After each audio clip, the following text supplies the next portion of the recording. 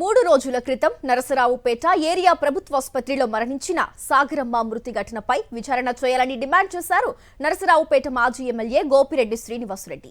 పల్నాడు జిల్లా కలెక్టర్ను కలిసి వినతి పత్రం ఇచ్చారు. సాగరమ్మ మృతి ఘటనపై తక్షణమే విచారణ కమిటీ వేయాలన్నారు.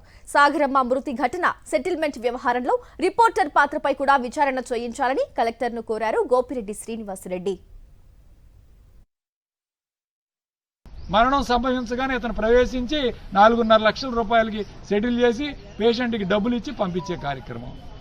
పాపం వాళ్ళకి ఏమి తెలియని వాళ్ళు ఒక డెలివరీ కోసం హాస్పిటల్కి వస్తే నిండు ప్రాణాలు 21 సంవత్సరాలు వయసున్న అమ్మాయిని చంపేశారే, దీనికి కారణం ఎవరు?